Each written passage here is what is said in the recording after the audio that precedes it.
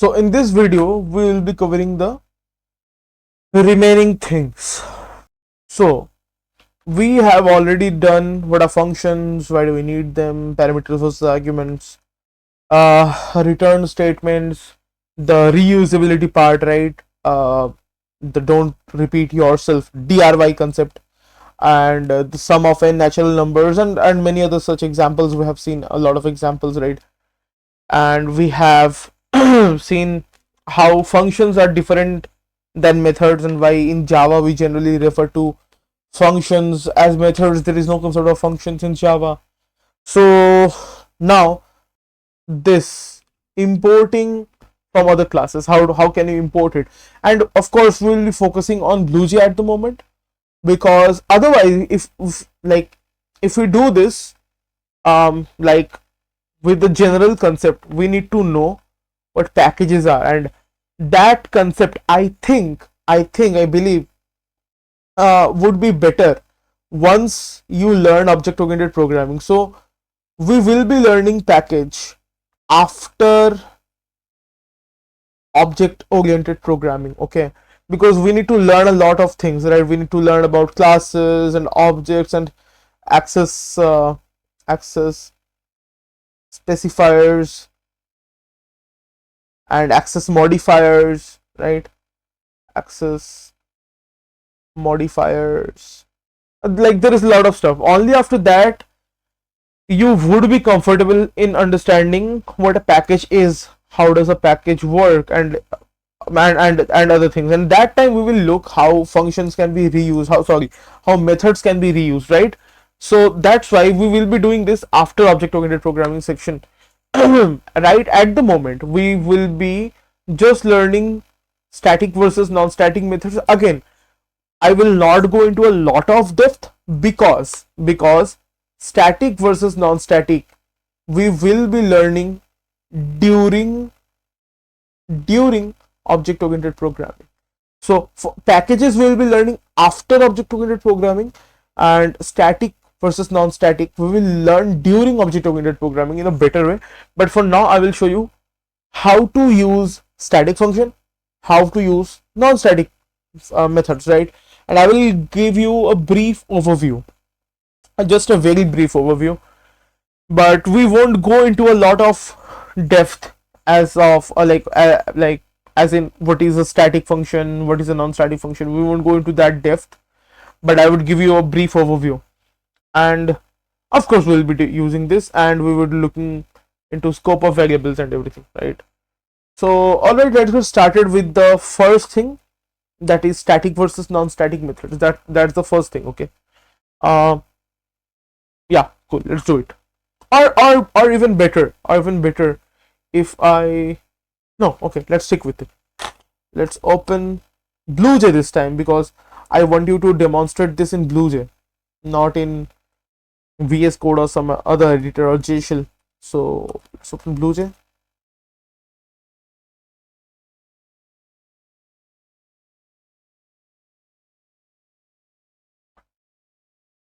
Okay, let it be there, but we would need some more classes. So let's take another class, okay? Let's take okay, why don't we use this class directly, right? Okay, let's remove all these things. Main method is anyway needed, so let it be. This is the general structure of any Java program. So let's start from here, okay?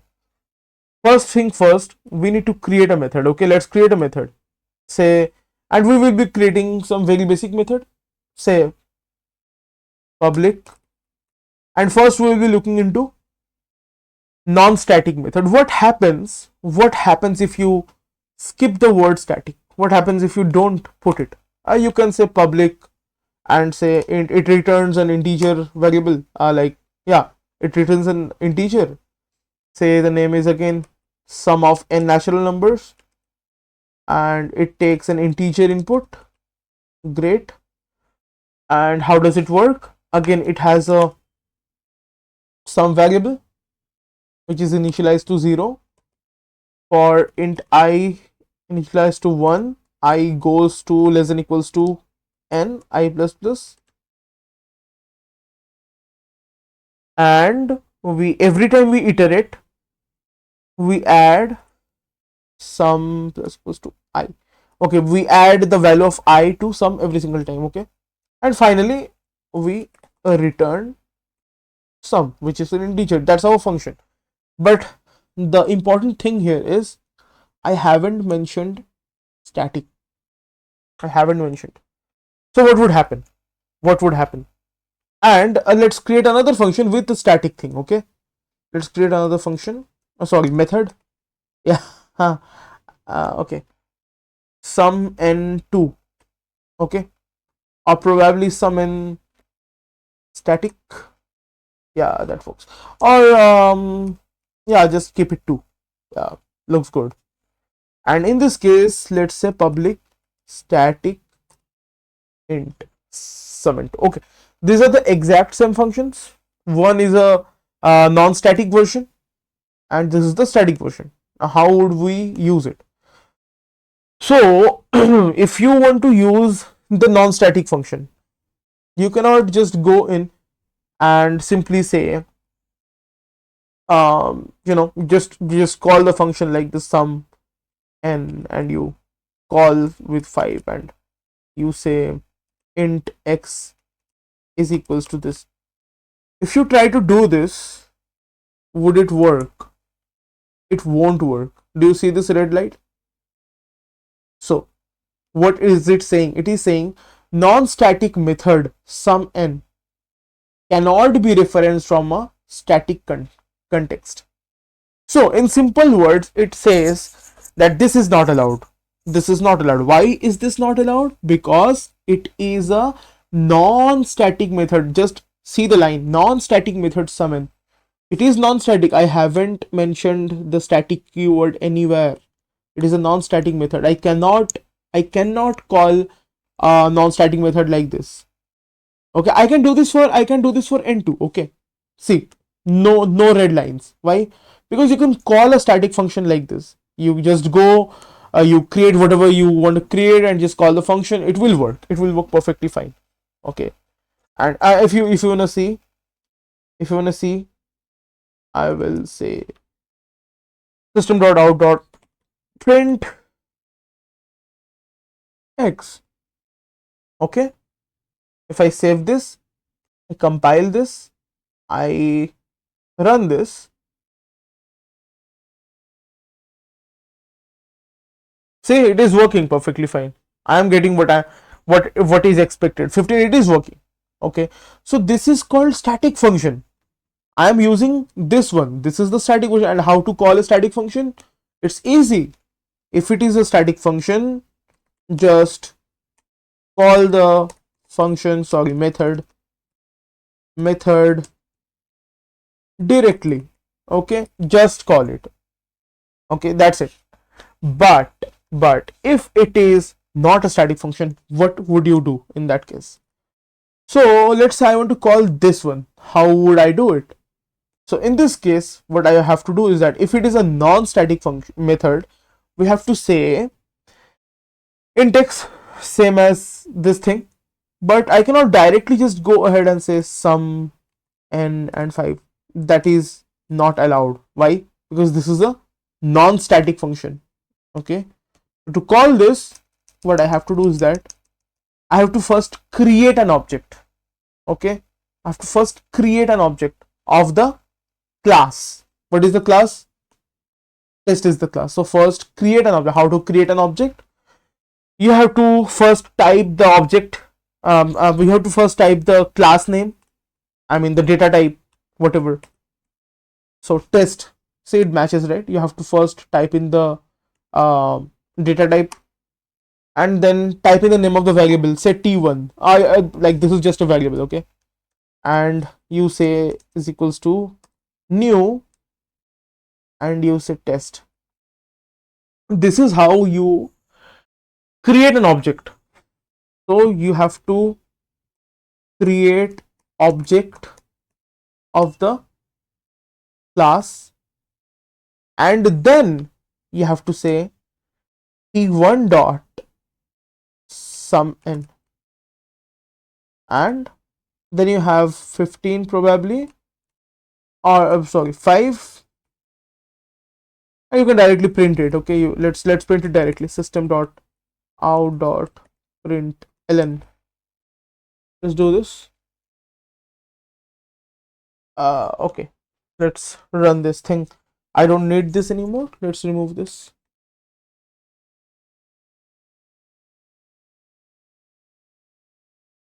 If I now compile this, see, it is compiled successfully. If I run this, and another thing that I want you to notice is that static functions can be directly called. That is why you can see sum n2, but do you see sum n? No. Why? Because non-static methods cannot be directly called. Okay, that is another difference. It cannot be directly called. If it is if it is a static function, it can be directly called. That's why it is n2 here, but there is nowhere this one sum n. Anyway, just open main. Oh yeah, it is working. Okay, do you see this? This is working fine. So here is the difference. Here is the difference. If you are using a non-static version, you first create the object of the class, and if you have to call the function, then you type in the object name first. T1 is the object dot. You have to use this dot, and then the function name. Why so? We'll learn more into object-oriented programming, because I don't want to go into a lot of object concepts at this moment. But for now, this is how you call a non-static method. Okay. So object name dot method name, and that's how you call a non-static method. Okay, just call the, and here just call the method directly. That is the difference. So this is what this is calling non-static method, and this is all about calling static method. Okay, again I can just remove this line probably, and I can just modify it to be system.out.println directly. Okay, system.out.println, and let me add a few things. Okay, oh, by the way, note this down. Okay, note this down, because this is important. We will look into more such examples, but for now just note it. And I'll probably say what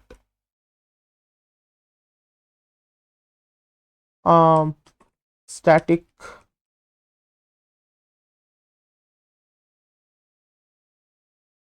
method this, and here I'll call this non-static method. Yeah, let's save this. And if you want to note, just note this. Okay, just take a screenshot or something, just note it down. This is how you call a non-static method. You first create the object. How do you create the objects? Whatever the class name is, write it. Okay, then write the object name, whatever, that's your wish, whatever object name you want to give. Now use a new keyword. This is mandatory. And again, just write the class name and just put 2 parentheses. It will create the object. What is the name of the object? The name of the object is T1, because T1 is the variable. Okay, and then how do you call this non-static method? By referencing it. How to reference? T1.summon. So I am calling the method from the I'm calling the method using the object. Okay, that's a non-static method. What is the static method? I'm directly calling it. I don't need I don't need to create any object and then I have to call the method using that object. I don't need that. So that's how you do it. Let's compile this, and both of them will work Let's see in action. Yep. Whoa. Or did I not change things? Oh, I didn't. Okay, hold on. Yeah, now I save it, compile it, and let's run this now.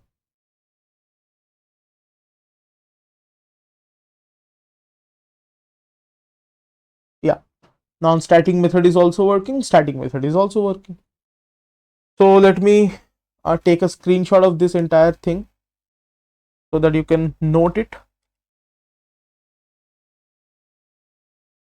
And I will take a little bit of more time because since I'm not exploring the concept of packages, I have a lot of time, and probably you too. So let's go back. Yep.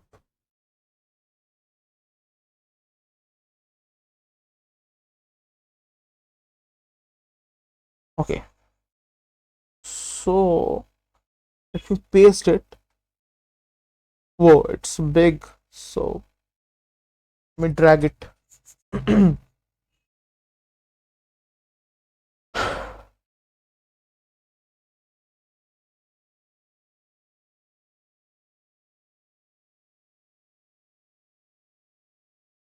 It is still big. Is this okay? Yeah, this looks okay, but yeah, now this looks okay. So again, what is the structure? Again, note this down. If you are static function, just to give you a brief overview, I will type it. I'll write it directly for you. Non-static methods are related to the object, or I should say are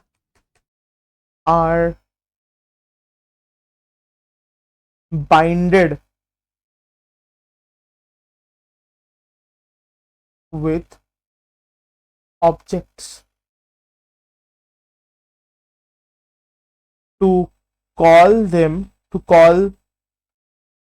non-static method, you must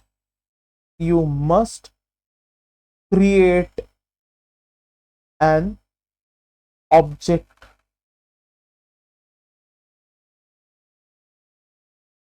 Okay, how do you create an object? So you type the class name, you write it class name, whatever the class name is, then write the variable name or whatever, right? Variable name, or I should call it object name, whatever. Okay, object name, and then you have to use new because you're creating a new object. Okay, you're creating a new object, and again the class name,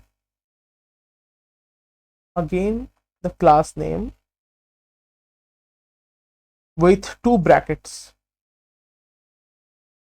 That's how to do it. For example,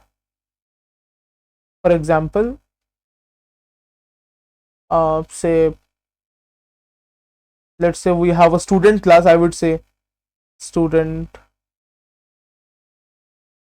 or probably let's take the same example that we were working with, right? You can take it. So we can say test. Test was the class, right? The object name was T1. We said equals to new test. This is the first thing. Okay, This is the first thing. What is the second thing? Second thing is call the function. How would you call the function? You would write object name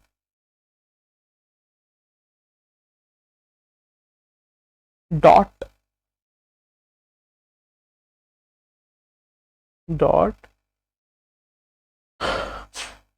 method name.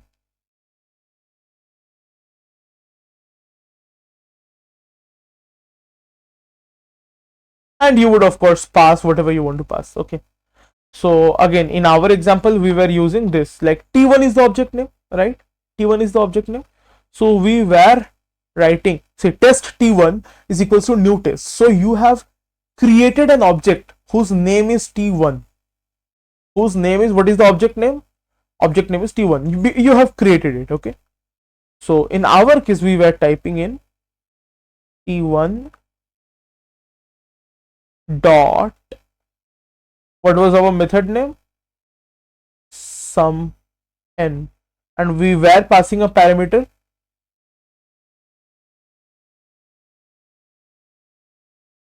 That's it. That is, so there are two steps of calling a non-static method, and there is only one step of calling a static method. Okay, so what is the definition for static method?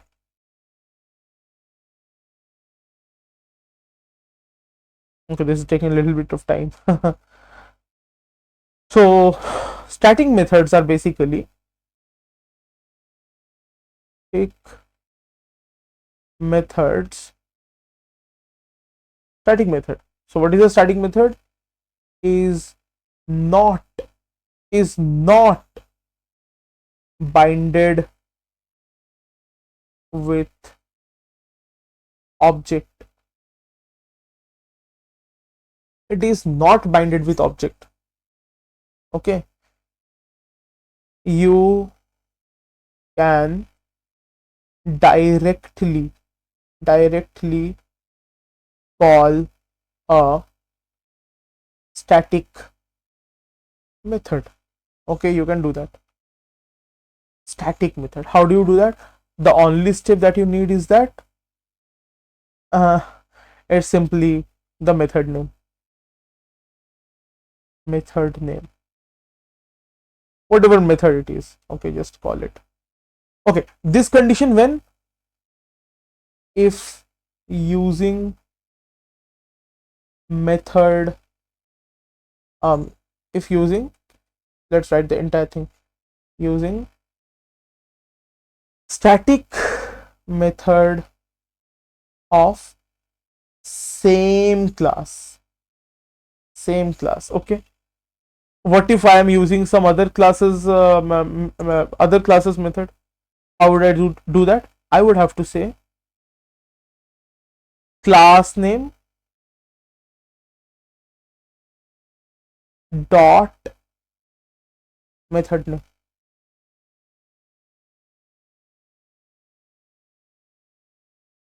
And don't worry, I will show you both the examples. Okay, I will show you both the examples.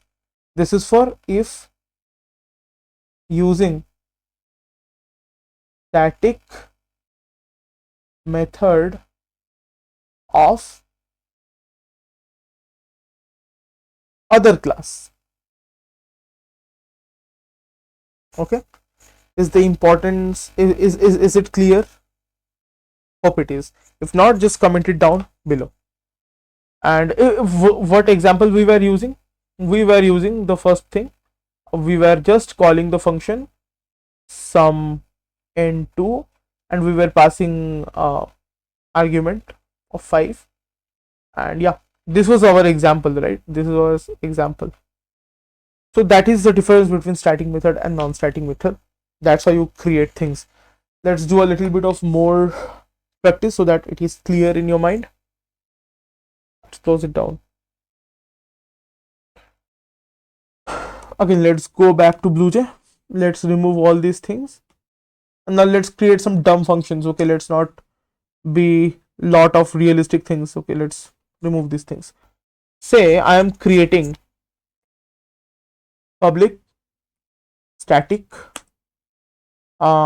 return sorry int add. Of course it would need two things, int x and int y, and it would return x plus y, right? Very simple function. So return x plus y, but this is non-static. Oh sorry, this is static. Okay, let's write a non-static method. Public no static, public int subtract int x int y. Okay, oops, this is not working, or what? Yeah, return x minus y. Okay, then public, again let's create a static method. Static int multiply, again x y, return x multiplied by y. Public, a non-static method again, int divide.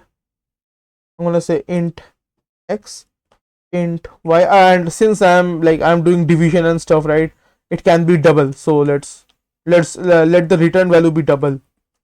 Yeah, so we can return a double. Okay, because since this is a division, there can be decimal things and all. So yeah, return x by y, and we are pretty much done. Okay, now another important thing is that inside a Java file, listen to me very carefully, inside a Java file there can be only one public class. What did I say? Inside a Java file there can be only one public class. Which one is it?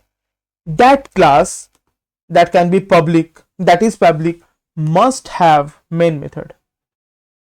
Okay, and it is a good practice to have only a single class in a Java file. Is it clear? It is a good practice to have only a single class inside a Java file. Can you have multiple classes? Of course you can have, and I will be using that as well, but that is not a good practice. Okay, so anyway, first let me again demonstrate. Okay, tell me, how would I use this function, this method? How would I use it? It is a static method. I can directly use it, right? I can directly use it. I can say something like this. I can say simply system.out.println, and I would say multiply,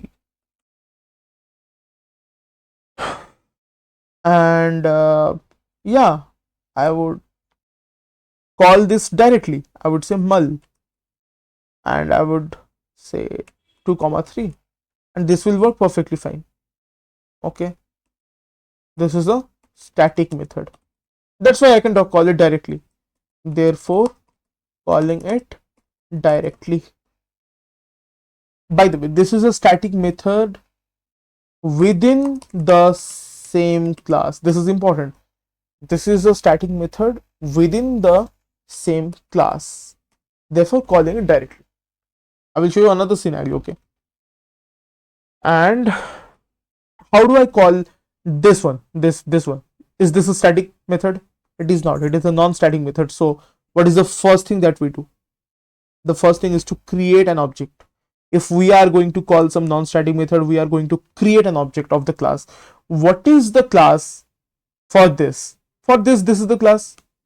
I mean, I know it is it is counterintuitive, because I am calling the function, I'm calling the method from within the class, but still I have to create. But well, a rule is rule. Anyway, we have to create. So how do I do it? Test t1 or t2, t3, whatever. New test, like I showed you. Okay, first you create the object of this class. How to create the object of this class? Class name, variable name or object name, new keyword, again class name with parenthesis. Your object is created. First, create object of the class. Then what? Then you call it t1 dot t1 dot, what was the name of the method, of the non-static method? Div. So t1 dot div, t1 dot div, pass 10 to 5 to 10, it would give you 5.0. Now call the method via the object t1, because it is a non-static method. Is this clear? And again, let me print it out right here only directly. System.out.println divide plus. Yeah, let's compile this. That's compiled, no error. Let me run this. Will this run? Let's see. Now do you see the static methods are here? Addition is a static method, multiply is a static method, whereas subtraction and division are non-static method. Non-static method cannot be called directly, and hence it is not showing up. Main method, why is it then why is main method showing up? Because main method is a static method, public static void main, so it is again static method. Any static method can be called directly. So anyway, void main. Do you see this? Multiply and divide, both are working. Multiply is a static method, you can call it directly. Divide is a non-static method, that's why I have to create the object first, then call the method via the object. Okay, the important thing is that whenever I am talking about non-static method, you have to remember my words very carefully. You have to call the method via the object. Okay, this is the keyword, via the object. Okay, great. Okay, let's go to the end probably, because it's not really efficient creating pages in the middle.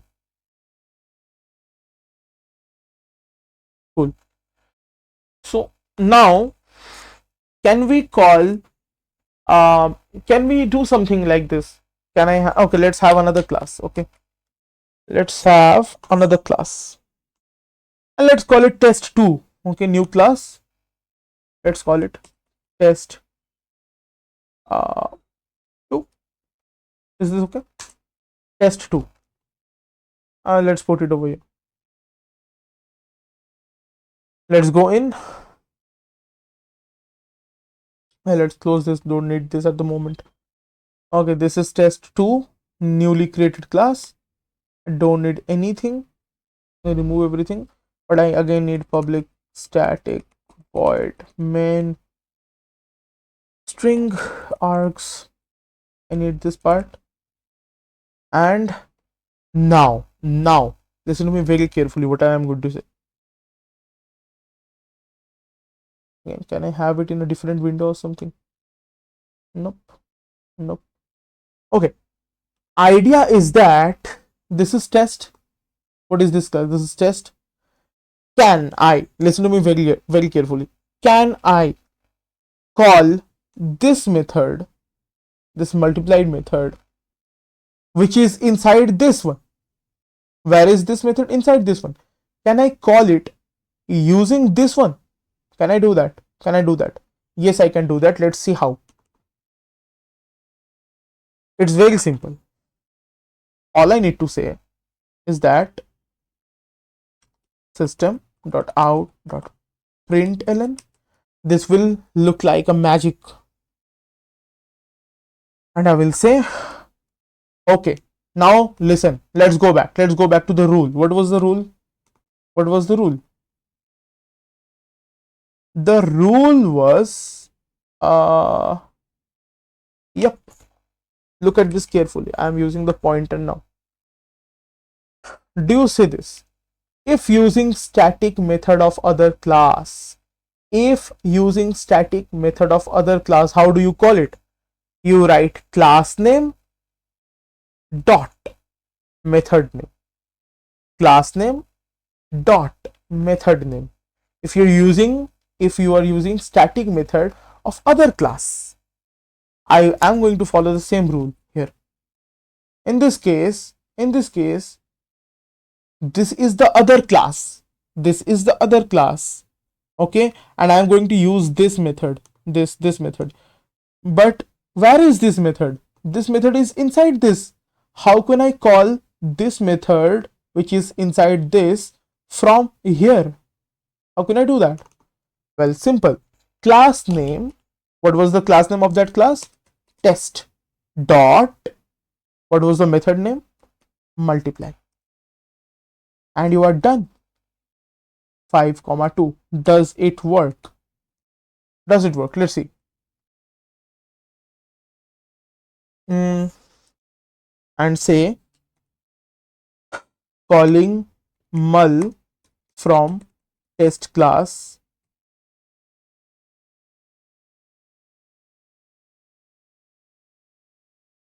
and what is the current class? What is the class that is calling? Test2. So I'd say test2 is calling mul from test class. Okay, calling mul from test class, or just remove this. Yeah, from test. Let's see if this works or not. Nope, not working. Why so? Oh, I forgot a semicolon. Lol. Yeah, now let's save and let's see, will this work? Compile. Class compiled, no syntax error. That's magic. No, important. Do you see this? Do you see this arrow? No matter wherever you take it, do you see this arrow? This arrow is pointing that test2 is calling something from test. And what is it? Test2 is calling the multiply function. The multiply function, that is this one, that is inside test. Is it clear? Is it clear? Test2 is calling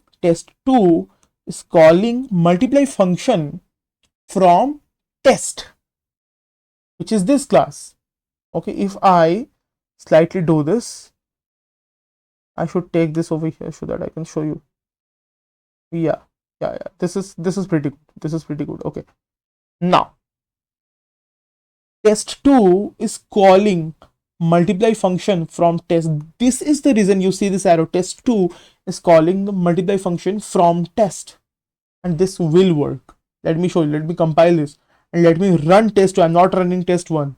I'm running test2, and what I'm calling, I'm saying test dot mul 5,2, and I should get 10. Will I get 10? Yeah. What do you see? Test2 is calling mul method from test, and we are getting 10. Why? Because I passed 5,2 as an argument. 5 to the 10.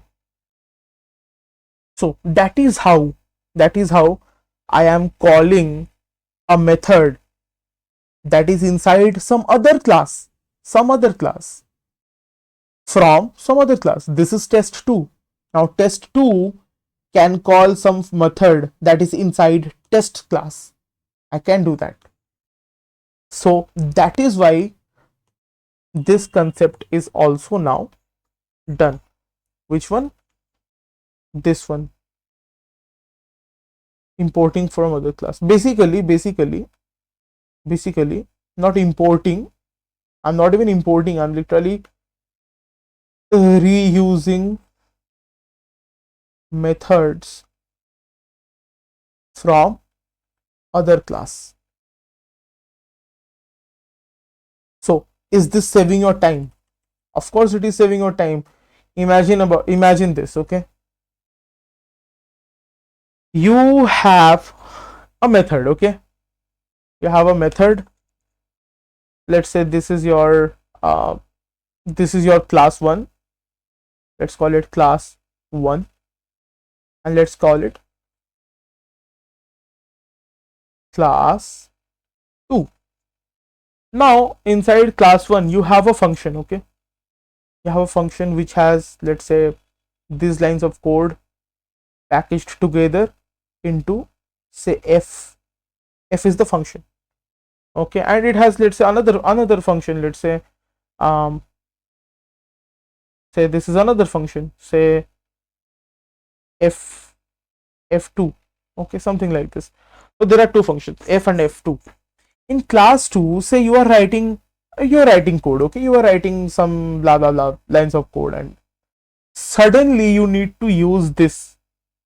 Will you write this 1 2 3 4 5 6 7? Will you write these 7 lines of code again? Will you do this? No, this is just a waste of time. What would you do? You would simply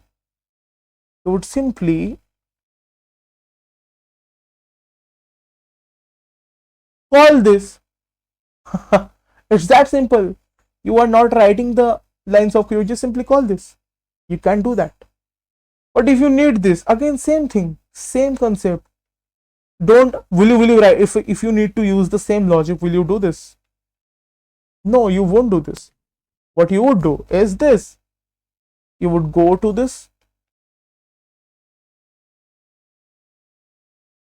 and simply call this. Simply call this whenever you require it. This is how you can, important here, reuse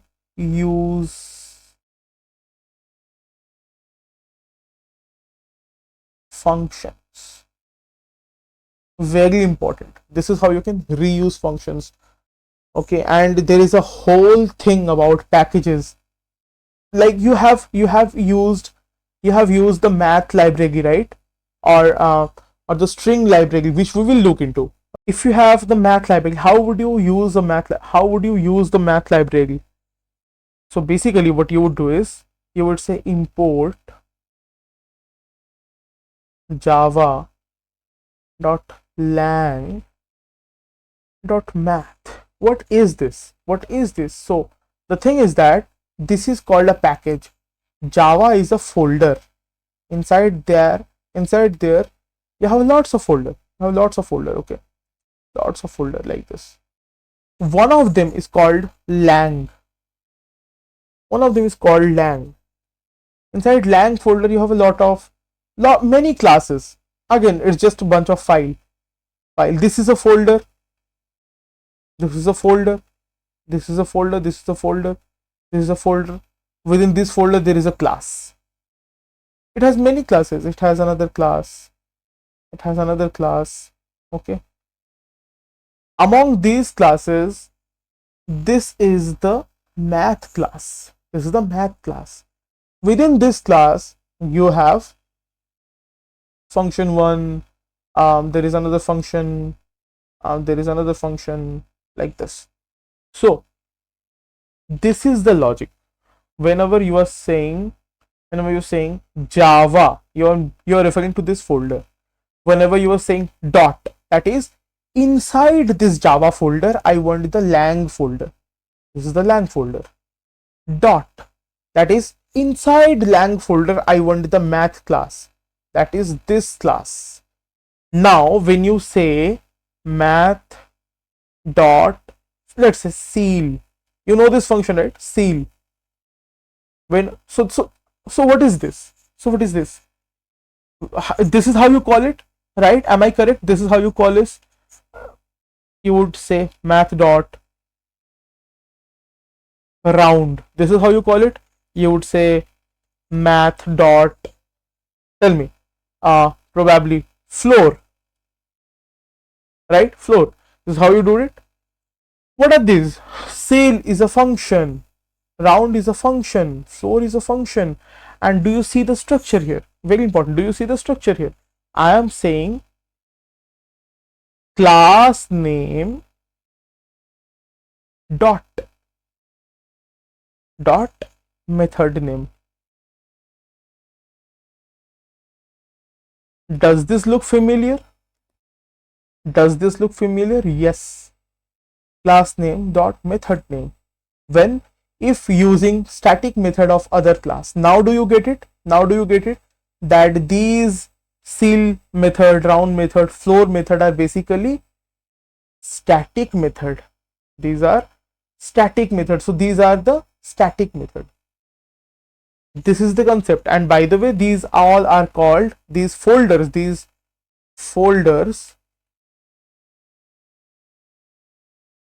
are called packages. And we are not deep diving into this because you won't get the hang of it unless until we complete object oriented programming in a very proper way. Okay, but this is the concept. That is how you can, the point is that you have to reuse code. Okay, you have to, you are using reuse, you are using the code that is written by some other guy. You don't know what is written inside this seal method, you don't know what is written inside this round method, you don't know what is written inside this floor method, but you are reusing it. You are reusing functions.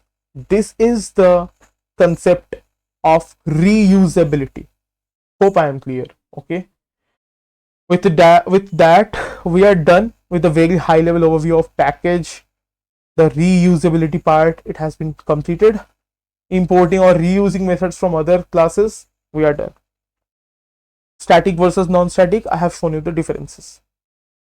What is remaining? Scope of variable. Okay, and yeah, okay, let's do this. Okay, after that we will use the examples that we have been using in our loops exercise videos. Okay. Oh, one thing I forgot. Okay, let's complete that and then we can move along. So the test.mul that we are calling, that is residing inside that, like this multiply method is basically a static method that is inside this test method. Correct? This is a static method. But how would you call a non-static method from other class? Non-static method from other class. How do you do that? Let's see. Let's say I want to call probably this one. I want to call subtraction. But this is not a static method. I cannot just go in and say test.sub and get the value. I cannot do that. Okay, that is not possible. How do you do that? Let's see. Go here and say, by the way, first things first, write it down here. Calling static,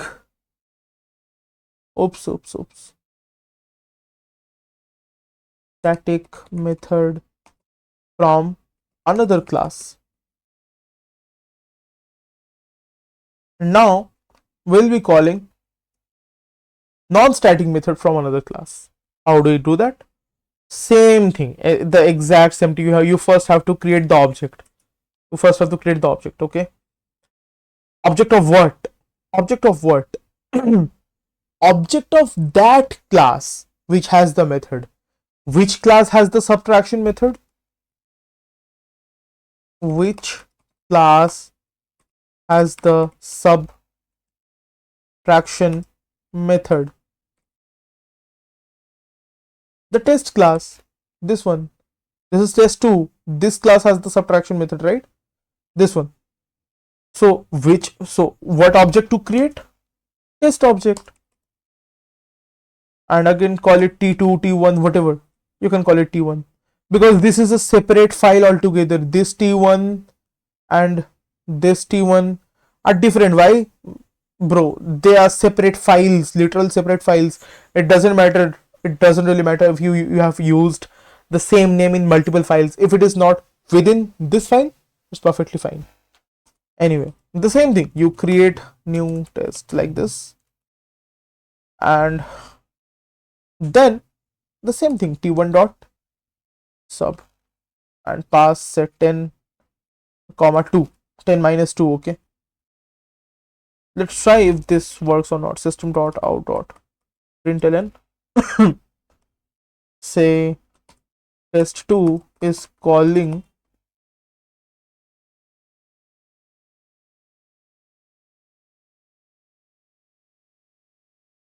say, okay, this is static, this is non-static, so I'll say calling non-static sub from test class. Okay, let's see if this perfectly works or not.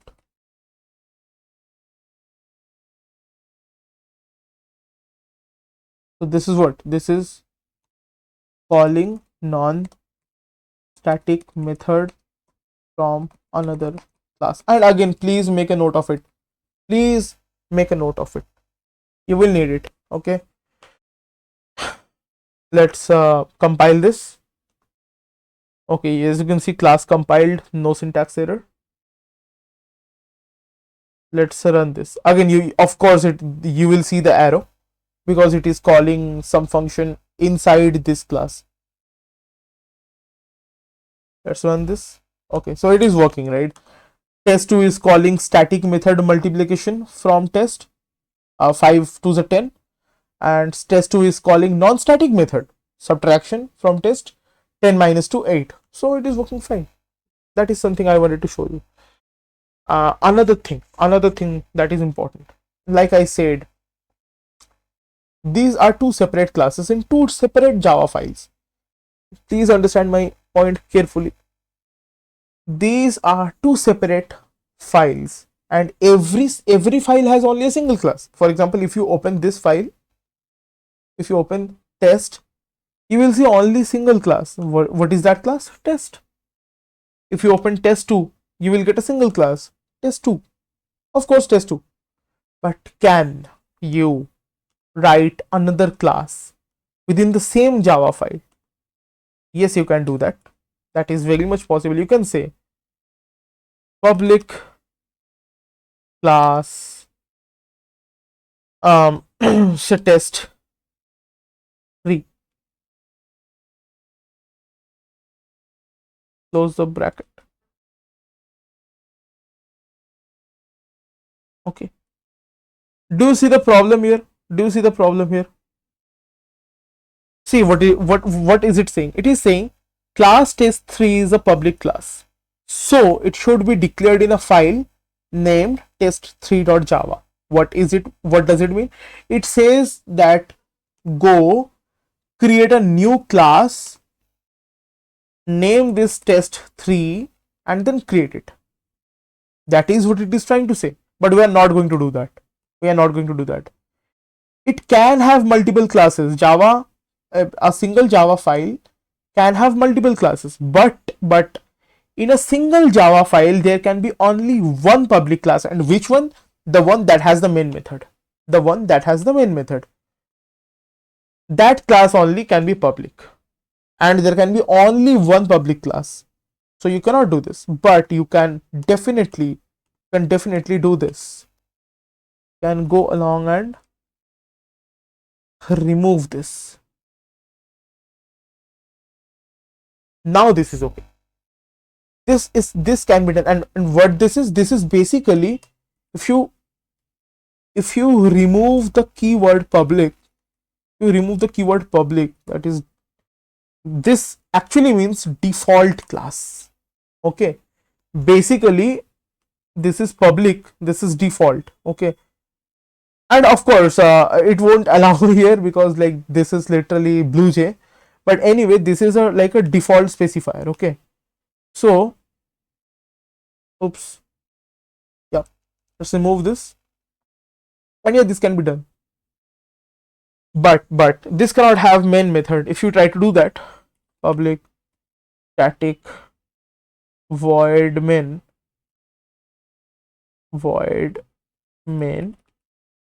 and say string args, can you have two main methods in the same Java file in a different class? Of course, say system.out.println hello. Let's type in, and yeah, will this work? Well, it seems it should work. It seems it should work. Of course, this main method is in a different class, and this main method is in a different class. So, which main method would it take? Take a guess. Will it take this thing? Will it print hello and stop? Or will it print or it only will work for this thing? Which main method would Java use? Anyway, Java needs a main method, but which one is it? Is it this one or is it this one? Take a guess. Pause the video, take a guess. Let's compile this and let's see if this lets us compile. Okay, this is letting us compile. This is letting us compile. So there are two classes in the same Java file. Okay, and there are two main methods, one in the public class, another in the default class. Now if I try to run this, let's see if I, okay, this is let's run this. Okay, you see a void main, right? Let's try this.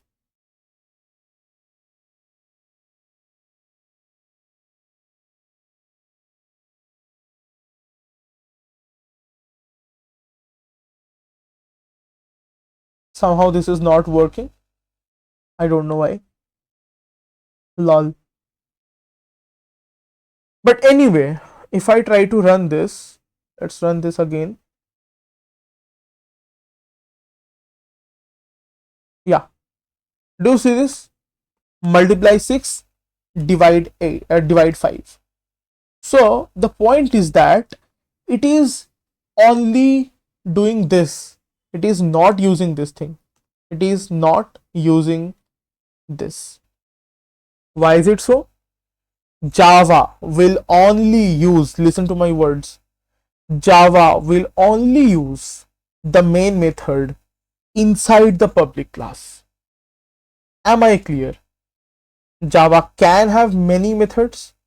Java can have many main methods as well, because main is just a name. But it will only use the main method within the public class. That is something I want you to understand. Let's make few notes of it. Okay, let's make few notes of it. So these are some of the doubts that people have, so I'm just clarifying the doubts. First question,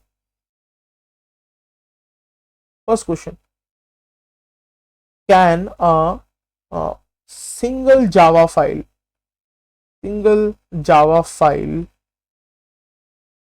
have more than one class? More than one class?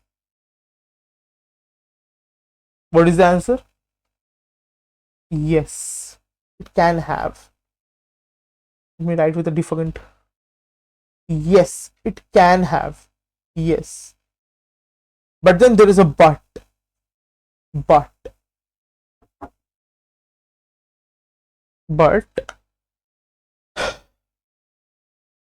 there can be only one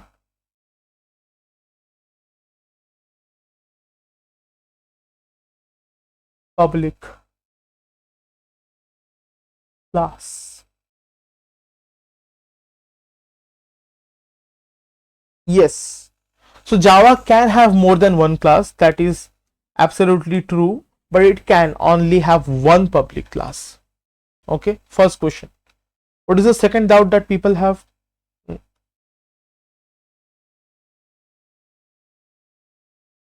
If there are more than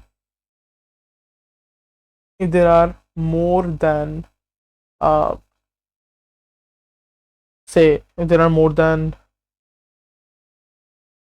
one class having main method,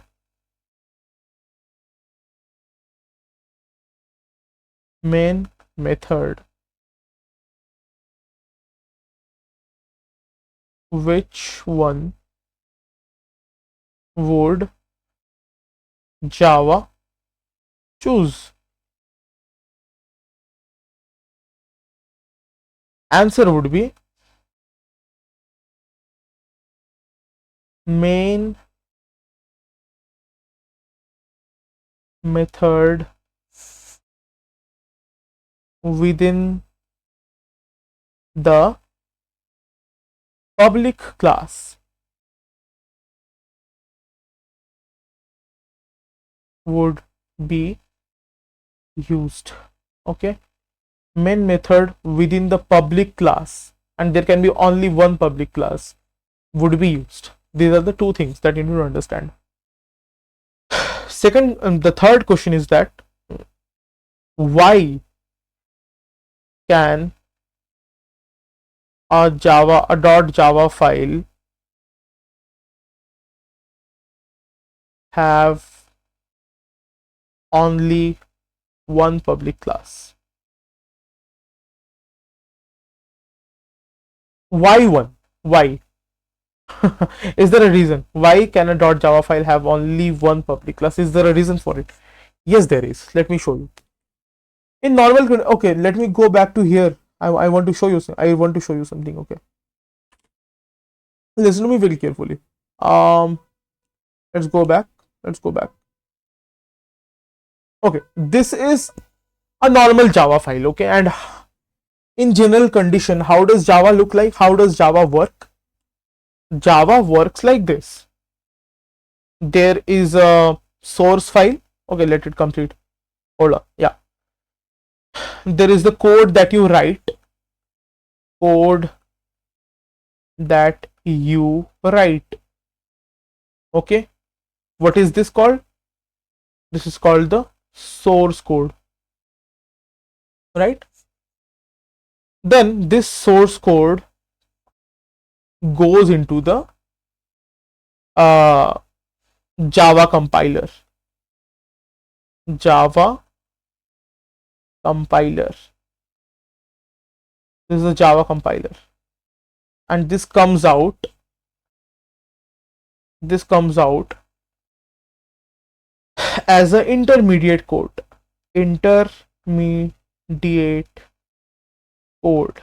Say, for example, your Java file name was, let's say, maybe elephant dot Java. This was your source code name. Like, this is a file name. So whatever line you are writing inside a file, this file name is elephant.java. When this elephant.java goes into the Java compiler, there's a lot of computation happen, and the intermediate code is generated. This file is now converted into a Java bytecode. Bytecode. This intermediate is called the bytecode. And what would be the name of the bytecode? The name of the bytecode would be elephant dot class. Do you see? Elephant.java will be converted into elephant.class. And of course, elephant.java can have only one public class, and the name of that public class would be public class elephant.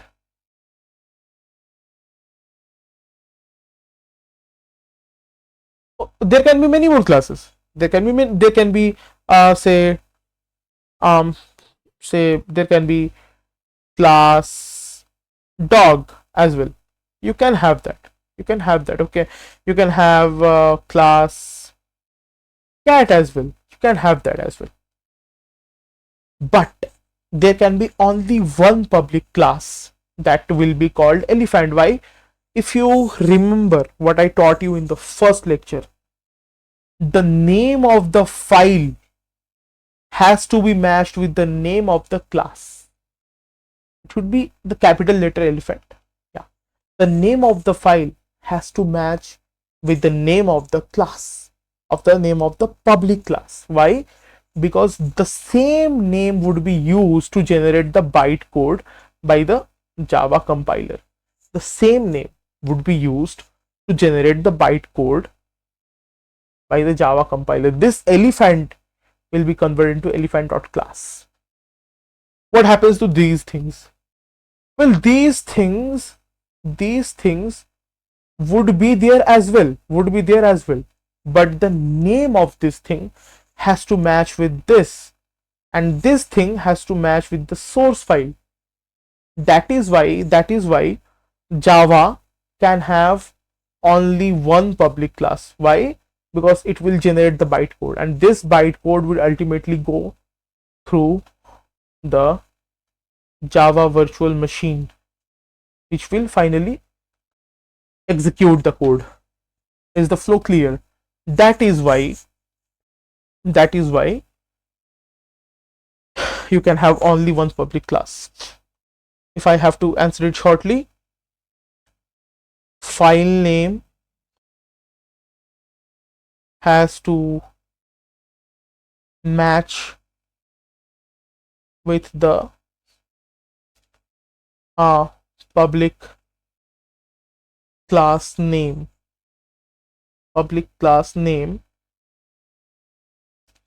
and it is then later used to convert it into bytecode by the Java compiler, JC, by the Java compiler, and it takes the same name, that is whatever name dot Java becomes name dot class.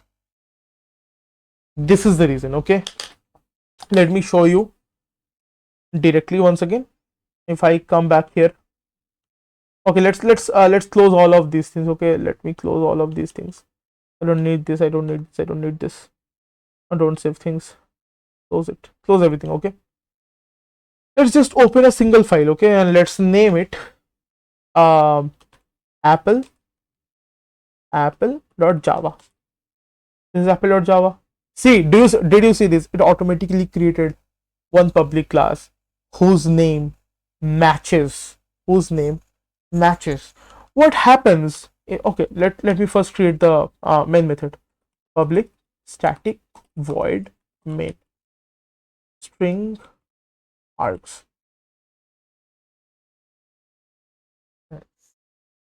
System.out.println hello world. Okay, very simple. I do this. This is all good. What happens if I remove this and say elephant? Would this work? Did you see what happened? The source file name literally changed. Do you want to see again? Let's call it orange. Okay, if I save this, okay, this is still elephant.java. What is wrong with it? See the reason. The public type orange must be defined in its own file. So file name has to match with the public class name. It is not matching. So if you hit save, it will literally change the file name because file name and class name, the public class name, has to match. Yes, of course there can be many other classes. Say class, I can have a class, let's call it class elephant, but it cannot be a public class. It can be a private, it can be a default class. Let's make some empty classes. I can have class call it apple. These are all empty classes. Okay, let's save this. If I compile this, look at this very carefully. If I compile this, how do I compile this? Using the Java compiler. This code goes through the JC, the Java compiler, orange.java. Ready? Let's pass this code via the Java compiler. Do you see what happened? Whenever the moment I compiled it, I put it into the Java compiler, do you see what happened? You can see there is orange.class. This is the bytecode. This is the bytecode. Okay, this is the bytecode. You see orange.java. You see apple.class. You see elephant.class. So all of these things inside a single file, you pass it via the Java compiler. The moment you pass it via the Java compiler, it will create 3 class files. All of these are bytecode. All of these are bytecode. Orange.class, apple.class, elephant.class. Okay, this is very important. That's why you can have only one single public class. That is the reason. Okay, yeah, enough of this. Oh, it's already 1 hour 11 minutes. I always tend to explain things. Anyway, this part can be skipped. Okay, this part can be easily skipped if you really want to skip things. And of course, when you're doing this, you can again do the same thing. If you are calling, say I want to call this static function, right? What would I do? I would simply say test dot mul. I can directly call this 5,2 and it will do the job. Basically, I can if this is a static function, I can call it like this. If this is a non-static function, I can call it like this. I have to create test t1 is equals to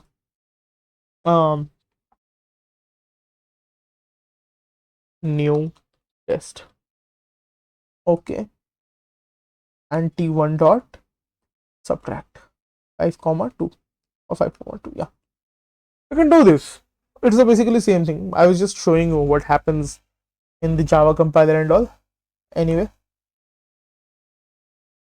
okay, cool. We are done here. Let's understand the scope of variable part. Oh, let me put it over here.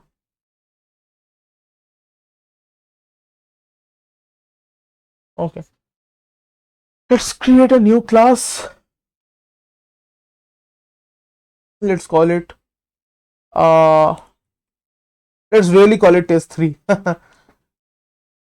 Yeah, okay, we have test3, and this test3 won't affect this test3 unless compiled, so we are kind of good. Yep. So let's understand the scope of variable. Okay, so when I'm saying for int I is equals to 1, I less than equals to 10, I plus plus. Okay. Oh, what happened? Oh, I didn't mention the lol. I didn't mention the main method. Okay, hold on. Public static void main.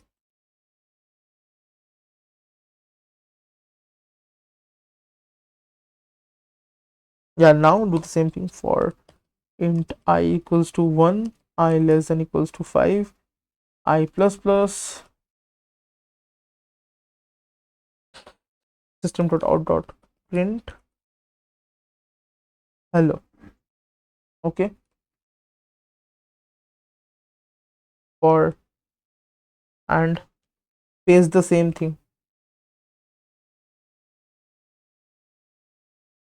Okay, before pasting it, once this loop is done, can you print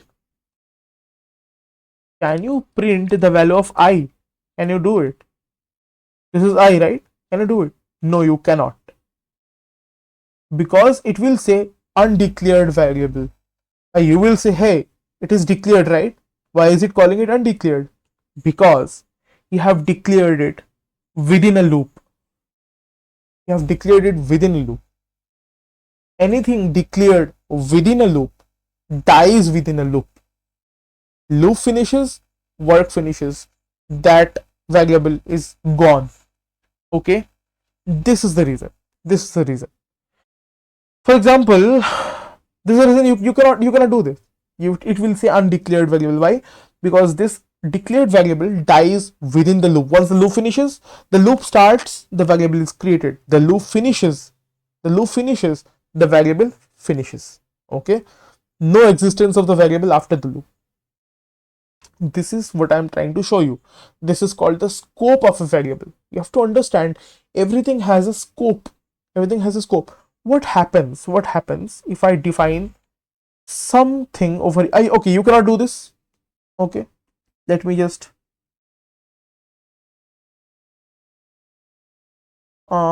because I is scoped in the loop only. I has okay, I finishes because I has the scope. I is in the okay, I is in the scope of loop. Okay, can I declare something over here? Say here int something, let's say int x is equals to 10. I do this. Now can I access x here? System dot out dot print. Can I do this? Yes, I can do this. Why? Because x is outside of the loop. It doesn't have anything to do with the loop.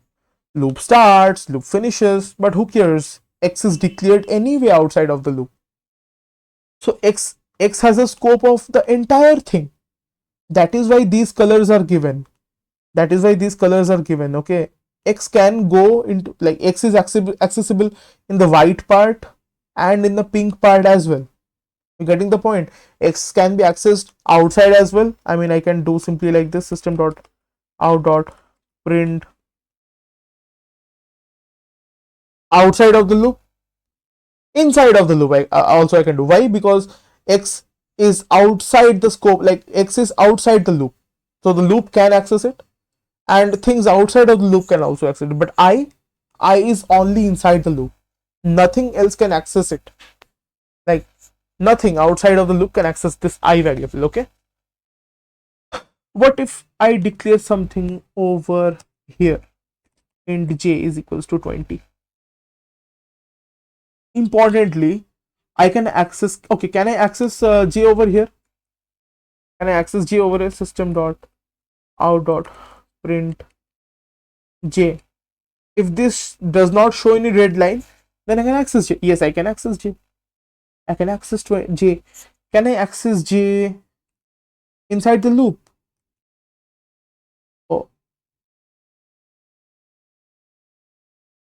Oh, okay, there is an issue as well. Okay, I have to declare the static. Okay, I will show you why static, what are static variables. But again, variables can be static and non-static as well. Anyway, j can be accessed here.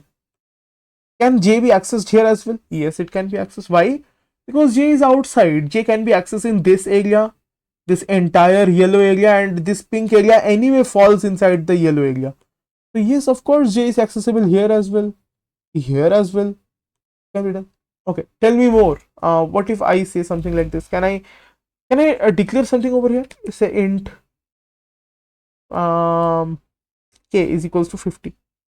Can I do this? You cannot do this. You cannot do this.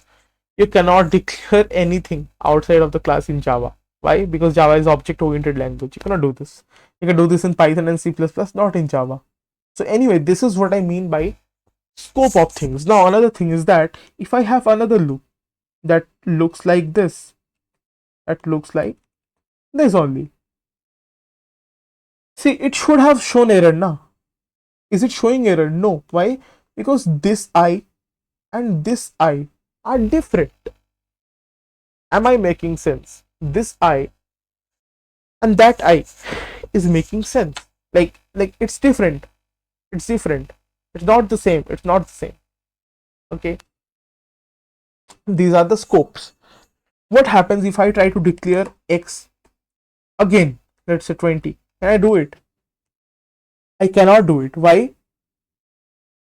Let's see. Variable x is already defined. It is already, because x is already in the scope and I am again defining it. I'm again defining. You cannot do this.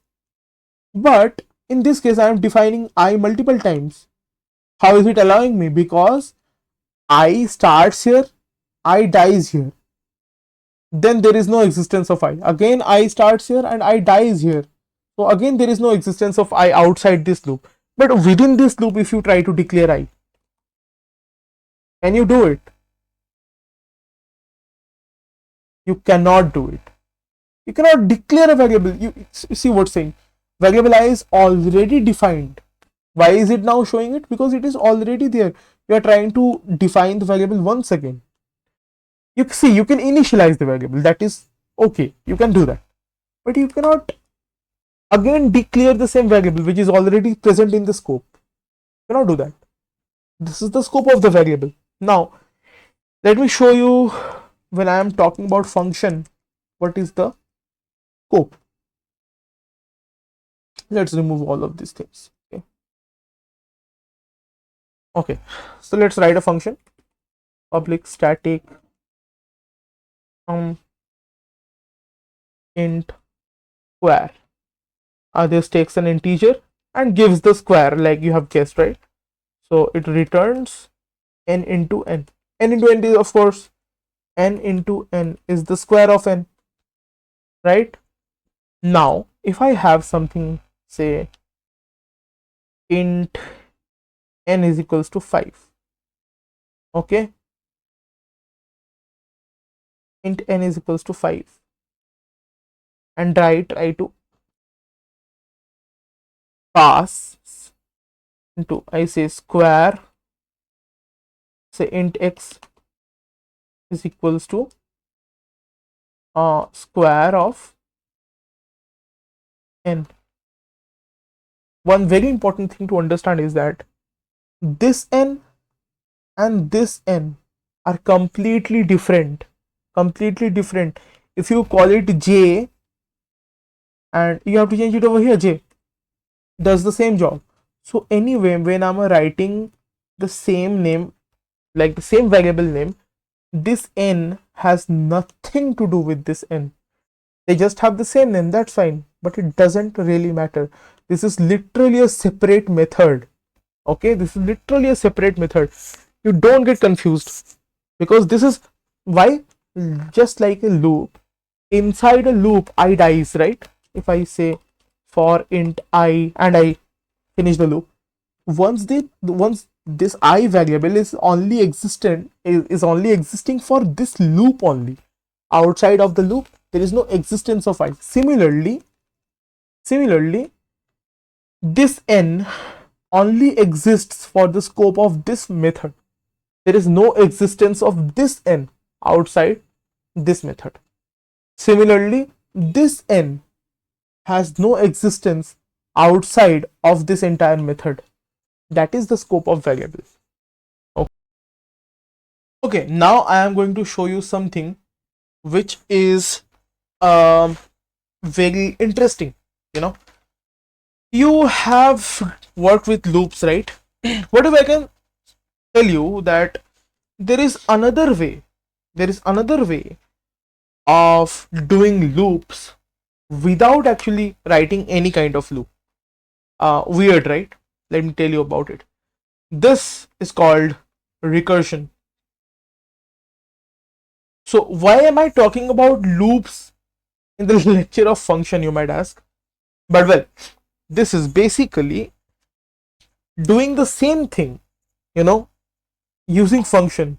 Basically, recursion is nothing but loops with just functions. Sounds kind of complex, but just stay with me. I will show you what this means. Okay. All right. Let's see how a normal function would look like if I say that I want to compute the sum of n natural numbers. We were literally doing it for a while now. So let's take this. Okay. If I am using a simple for loop to calculate the sum of n natural numbers, I would say I have a integer variable which is sum initialized to 0. Okay, and I would have a for loop. It would be like I is equals to sorry, int I is equals to 1 and I less than equals to whatever the user provides, I less than n and I plus plus, right?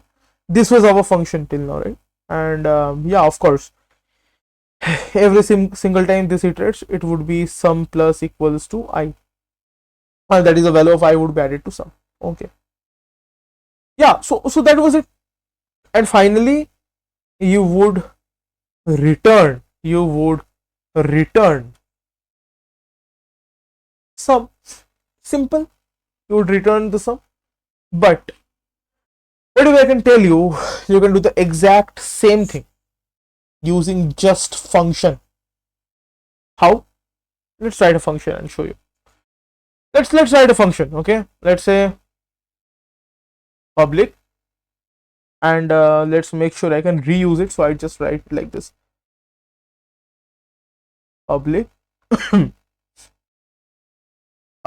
static, public static int sum n,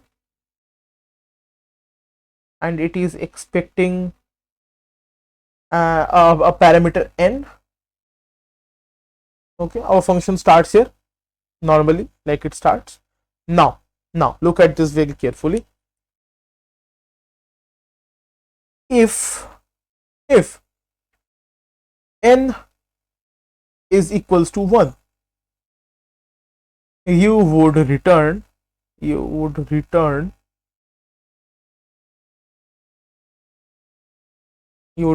uh, 1 or n for that matter, but anyway, if n is 1, return 1. That's it.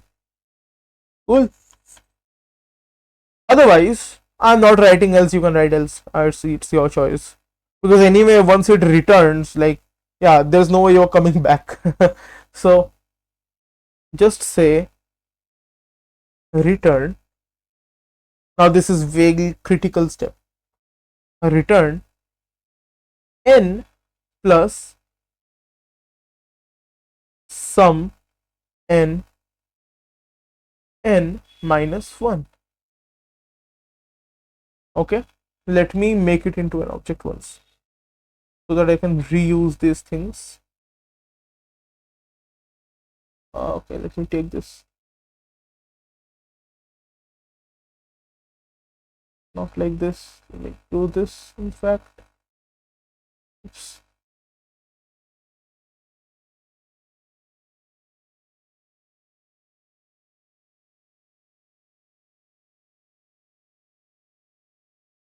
Okay, I cannot reuse it. Okay, well, let me try doing this. Okay, probably I put this like this. Yeah, and now, not now.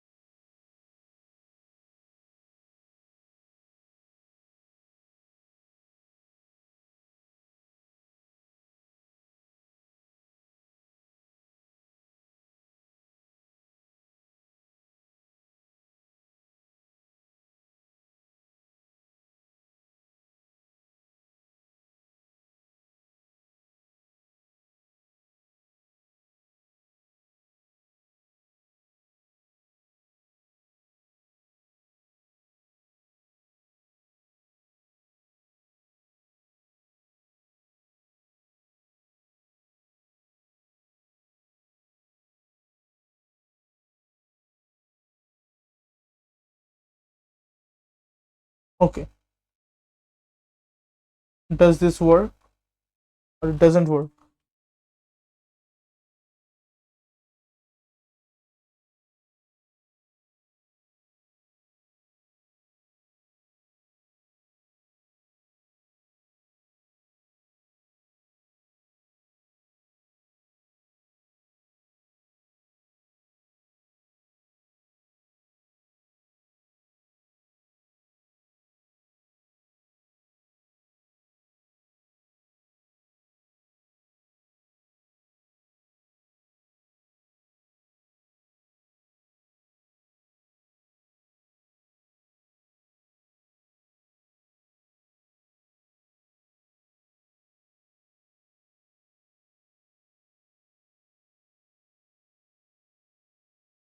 Okay, so how does this work?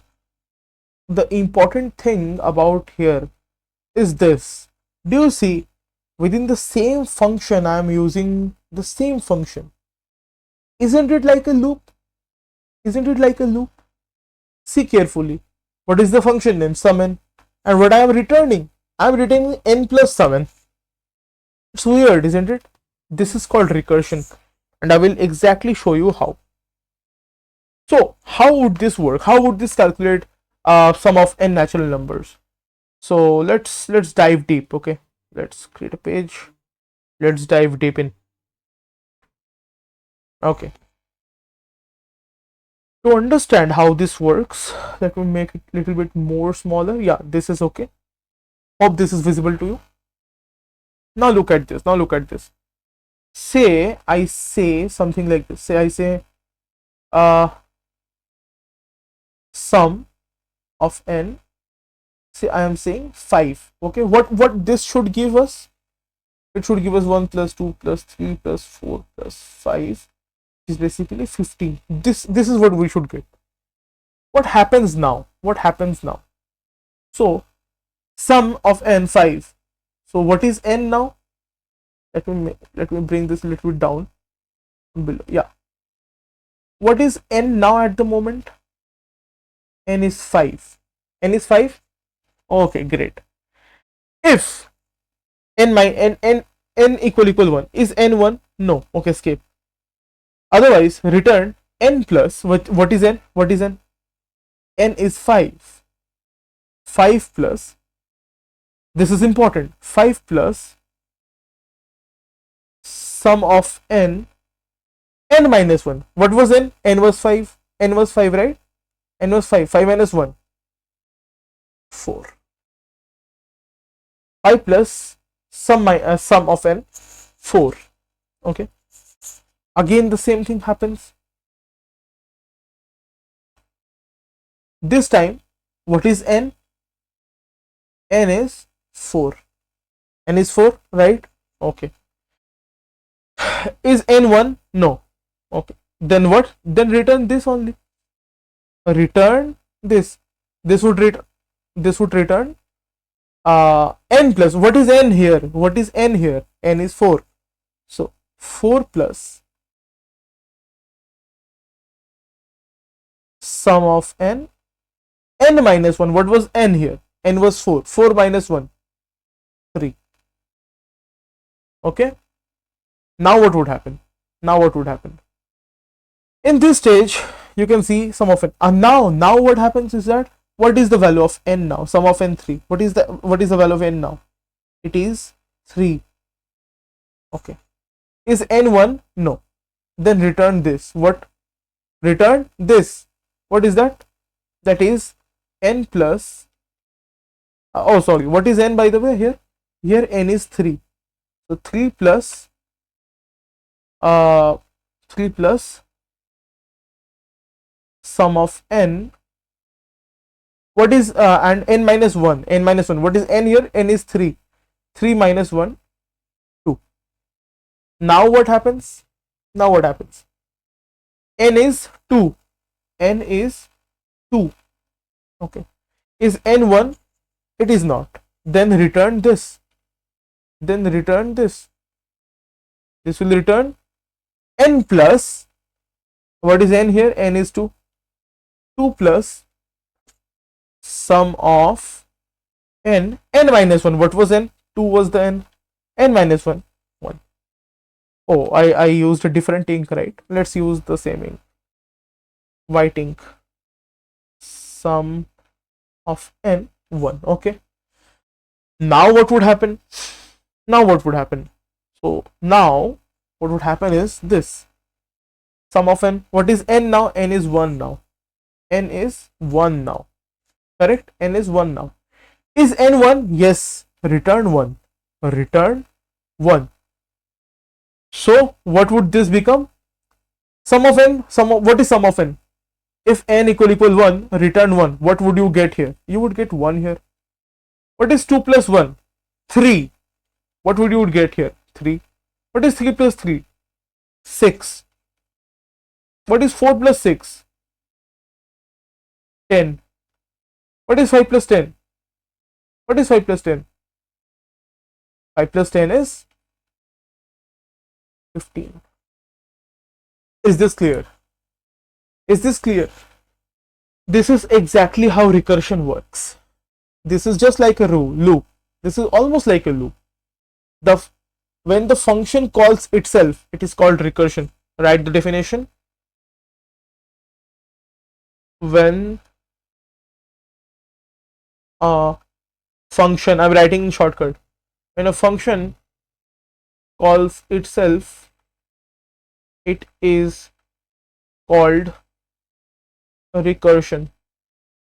Okay, perfect. Let's take another example. Let's say let's take product of n natural numbers. So that would almost look the same. That would almost look the same, right? Let's copy it again.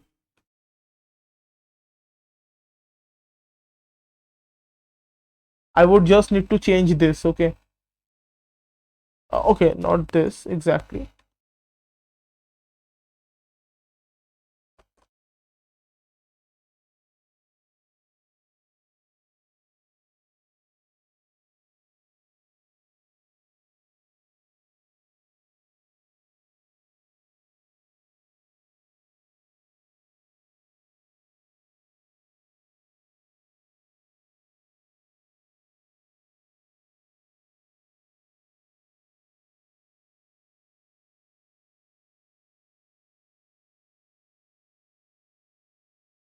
Let's write it again so that you have a better understanding. Okay, let's say public static int product of n natural numbers. Again, it would expect some integer n. Again, the base condition would be if n is equal to 1, you simply return 1. Okay, simply return 1.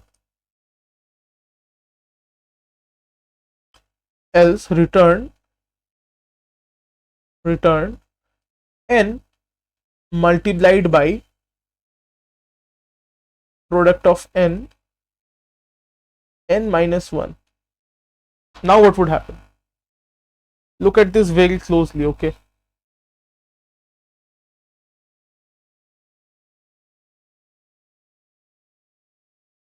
okay, let's call this function. Let me make it a little bit small. This is perfect. Now see what happens. If I say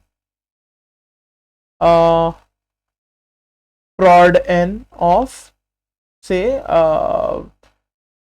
let's take 4 probably. Yeah, let's take 4. Let's see what happens. So what is n at the moment? N is 4. What is n? N is 4 at the moment, correct? If n is 1, then return 1. It is not 1, so return what? N into, what is n here? 4 into prod n of, okay, let me use another ring. Okay, prod n of n minus 1. What is 4? N here, n is 4. 4 minus 1, 3. What would happen now? Again, is n 1? No, it is not. So return this only. It would return 3 into, let's use another ring, prod of n minus 1. What was n here? N was 3. 3 minus 1, 2. Correct? Okay. What would happen now?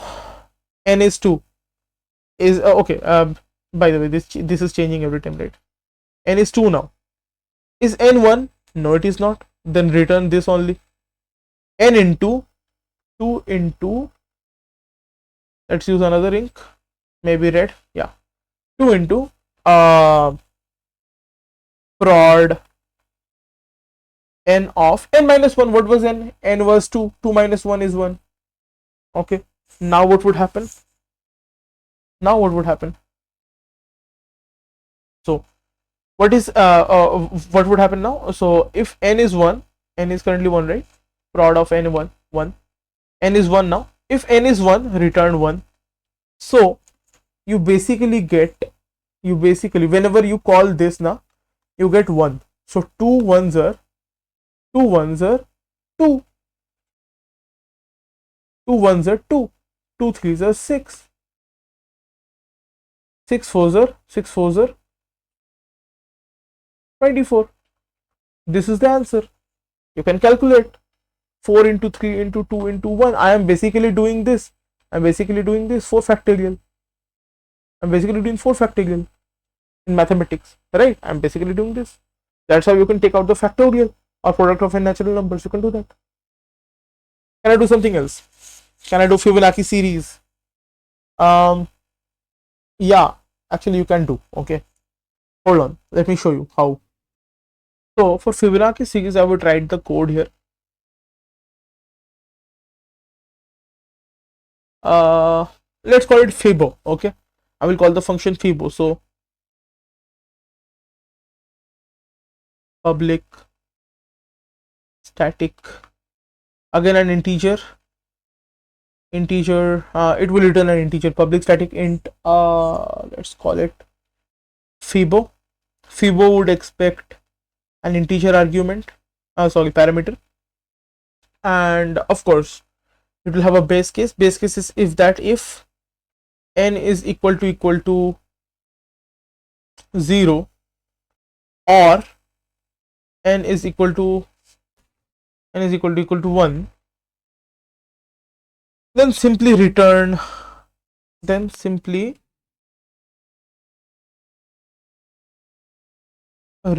n, and you are done. Otherwise return Fibo n minus 1 plus Fibo n minus 2. I'm calling the same function twice in the same, literally in the same function. Function name is Fibo, and I'm returning Fibo n minus 1 plus Fibo n minus 2. This is basically your Fibonacci series. How it would work if I say, okay, what is Fibonacci series? Just watch my previous lectures, you would understand. Fibonacci series is basically 0 1 0 plus 1 2 0 plus 1 1, 1 plus 1 2, 2 plus 1 3, 3 plus 2 5, 5 plus 3 is what?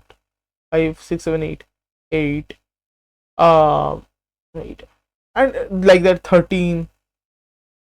Yeah, like that.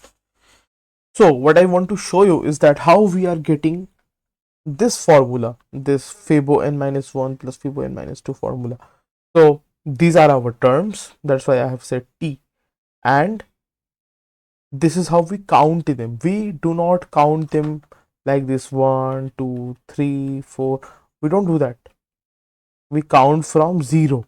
Okay, that's something that you have to keep in mind. So 0th term, first term, second term, third term, fourth term, fifth term, sixth term. Let's continue.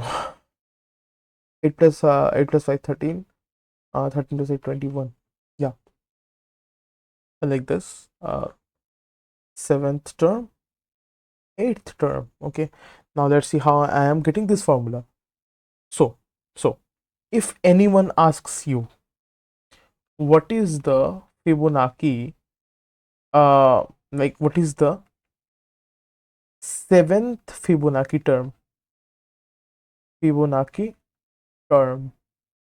if someone asks you this question, it's very simple. You would say the 7th Fibonacci term is the sum of 6th Fibonacci term and 5th Fibonacci term. Correct? What is the 7th Fibonacci term? This is the addition of, this is the sum of 5th Fibonacci term and the 6th Fibonacci term. This is the exact reason I am getting this formula n minus 1 n minus 2. Why? Again, listen to me very carefully. What is this? What is the seventh Fibonacci term? How would you get it? You would get by adding n minus 1 1th term plus n minus 2th term. And how exactly you are computing this? Again, listen to it. Again, listen to it. What is the formula? N minus 1. So, what is n here? What is n here? 7, right? So then what is n minus 1? 6. What is n minus 2? 7 minus 2, 5. So basically what I am saying, the 6th Fibonacci term and the 5th Fibonacci term. What is the 6th Fibonacci term? What is the 5th Fibonacci term? If you add them, you would get the 7th Fibonacci term, correct?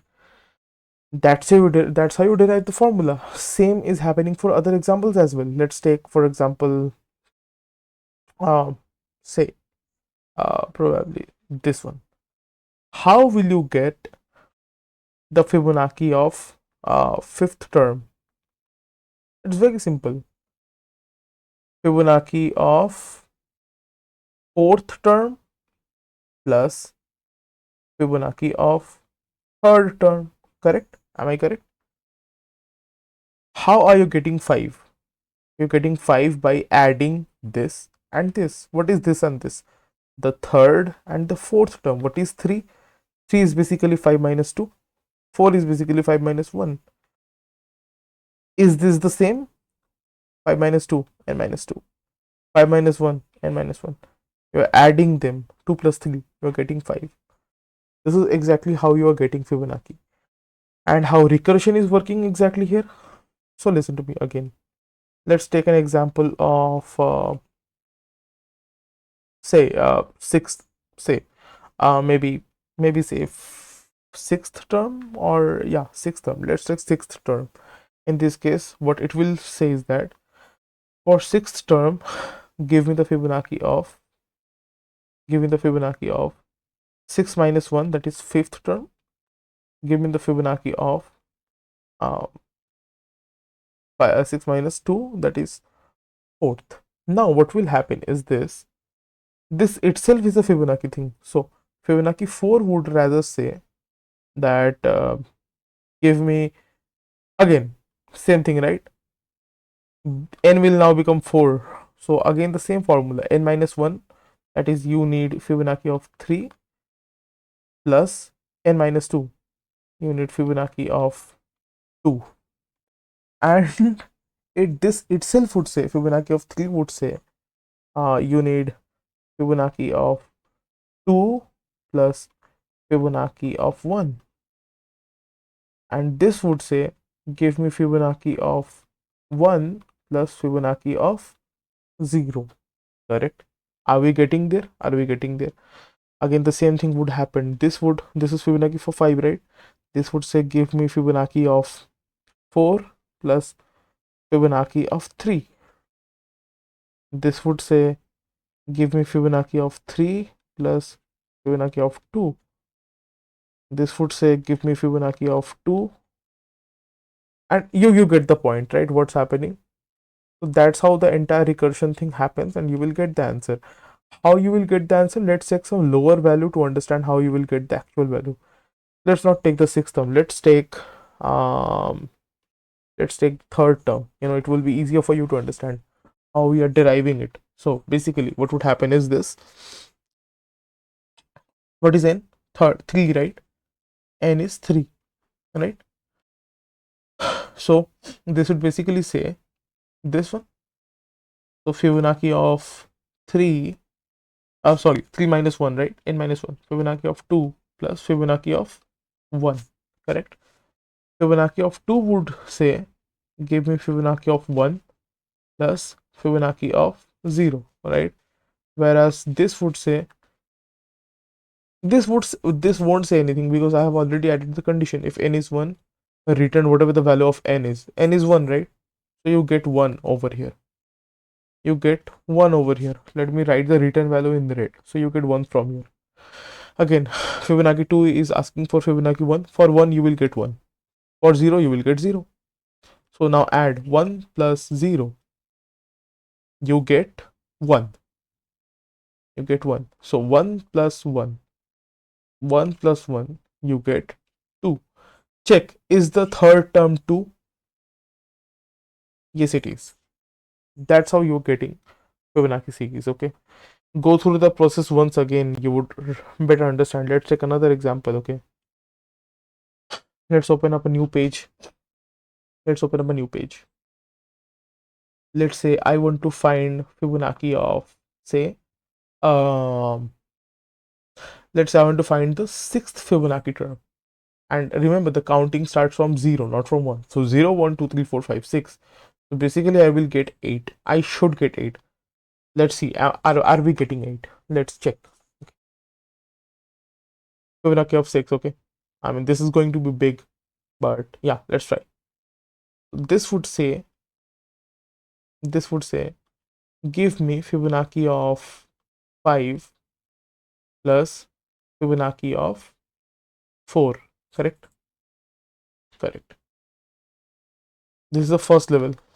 Second level, you will get, give me Fibonacci of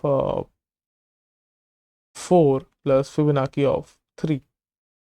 This would give me Fibonacci of 3 plus Fibonacci of 2. This is the second level. Let's go to the third level. And this would ask you Fibonacci of 3, n minus 1, right? This is n minus 1 is 3 plus n minus 2. What is n? 4. 4 minus 2. Fibonacci of 2. Okay. This would say, give me Fibonacci of n minus 1, 2 plus n minus 2, that is 3 minus 2 is 1. Again, what would this say? This would say, give me Fibonacci of 2 plus Fibonacci of 1. What would this say? This would say, give me Fibonacci of 1 plus Fibonacci of 0. Okay. Let's come to the fourth level. This would say, give me Fibonacci of 2 plus Fibonacci of 1.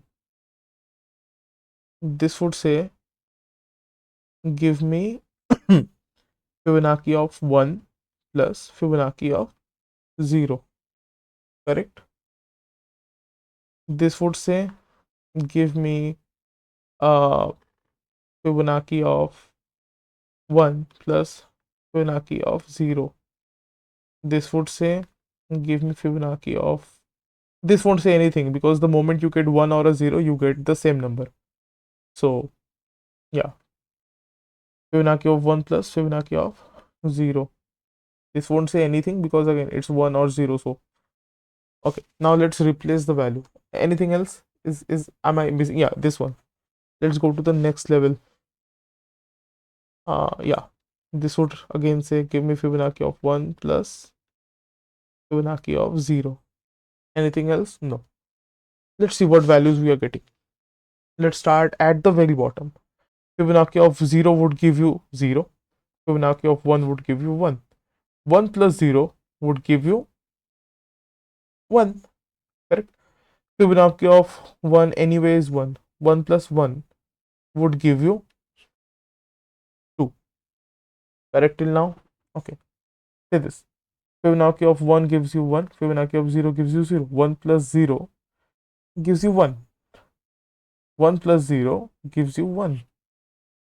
2 plus 1 gives you 3. Okay. Let's again traverse through the next tree. Fibonacci of 1 gives you 1. Fibonacci of 0 gives you 0. 1 plus 0 is 1. Fibonacci of 1 anyway gives you 1. 1 plus 1, 2. Okay, great. Okay, let's traverse. Okay, so 3 plus 2 gives you 5. 3 plus 2 gives you 5. Cool. Let's traverse through this part. Okay, let's go down. Yeah. Fibonacci of 1 gives you 1. Fibonacci of 0 gives you 0. 1 plus 0 gives you 1. Fibonacci of 1 anyway gives you 1. 1 plus 1 gives you 2. Correct? Okay, let's traverse. Fibonacci of 1 gives you 1. Fibonacci of 0 gives you 0. 1 plus 0, it's 1. 2 plus 1, 2 plus 1, you get 3. You get 3. 5 plus 3, finally, 5, 6, 7, 8. You get 8.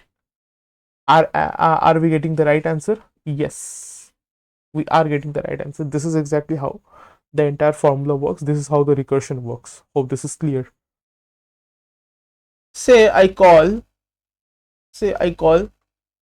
Fibo of 4. Okay, I call Fibo of 4. What would happen now? Fibo of 4 would trigger. Of course, it is not 0, it is not 1. So it would give you Fibo n minus 1. Fibo n minus 1. Let's write it in a different. Fibo n minus 1. And what is n, by the way? N is 4. So 4 minus 1 is 3. Plus, let's use another ink. Fibo n minus 2. What is n? 4. 4 minus 2 is 2. Okay. Okay. Now what would happen? This would go on their separate paths. What would happen with Fibo 3? N is not 0, n is not 1. What is n? N is 3. So it would return this thing only. So I would get Fibo.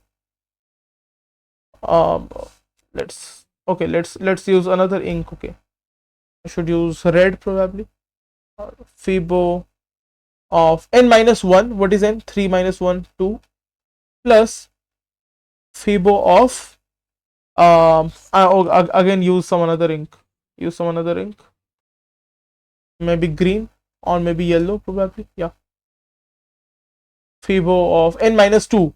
3 minus 2 is 1. Okay. And what about this? So for this Fibo, I would say n is 2, right? Cool. So I would say, again, let's take the same color combination, yellow. Let's say Fibo. So n is not 0, n is not 1, right? So let's say Fibo n minus 1. What is n? N is 2. 2 minus 1 is 1. Plus, let's use red. Fibo n minus 2. What is n? N is 2. N minus 2. 2 minus 2 is 0. That's it. Now what happens? Let's see. Fibo 2 would give you this thing. Fibo 2 would give you this thing, right? It is already this. So let me just copy paste quickly. I don't want to waste a lot of time, Yeah, right. Let's copy this, paste this. Anyway, Fibo 2 would give you this thing. And Fibo 1 would give you what? Fibo 1 would give you what? N is 1. Whenever n is 1, you return n. So it simply will give you 1. Correct? Again, Fibo 1 here as well. Fibo 1 would give you what? Fibo 1 would give you same, right? It would give you n, whatever the value of n. N is 1, so it would give you 1. What is Fibo 0? Fibo 0 would, what would it give you? So if n is 0, return n. N is 0, so it gives you 0. So 1 plus 0, 1 plus 0 would give you 1. Let's come here. This calculation is still pending, right? Fibo 1 would give you 1, like we saw. Fibo 1, because it is simply returning n. If n is 1, so it would give you 1. N is 0, it would give you 0. So again, 1 plus 0, it would give you 1. Correct? Now 1 plus 1, what it would give you? It would give you 2. Now 2 plus 1, it would give you 3, which is basically this term. Sorry, I guess I believe it is starting from 0 actually. It is starting from 0, 0, 1, 2, 3, 4, 5, 6. So that's why for Fibo 4, it would give you 3, which is the fifth term. It is starting from 0. So that's how this thing works. Okay, I will show you a simple function in BlueJ. Let's go to BlueJ and write a very simple function. Do you have test 3 here? Perfect. Let's remove all these things. Not all these things. I will just remove this thing. Let's make it sum of n loop, and this is a simple thing. It would have something int sum is equals to 0 for int I equals to 1, I less than equals to n, I plus plus, sum plus equals to I, and finally it returns a sum. This is the loop version. There is the sum in loop version. Now let's write the recursive version. So I would say public static int sum of n recursion int. It would again expect n, but this time the function would look something like this. If n equal 1, return 1, otherwise return n plus sum of n recursion and n minus 1. Okay, so we have both the versions. So first let's print system.out.println. We'll call the recursive we will call the loop version first. Loop version, let's call it, both are static, so directly call it sum of n loop version of 5, and again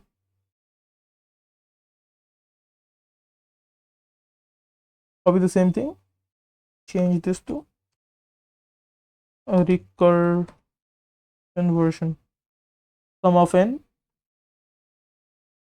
recursion.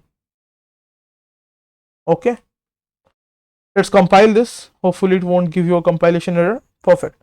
Both should give you the same value, which is 15. Let's see if this works or not. We have compiled this. Let's run this.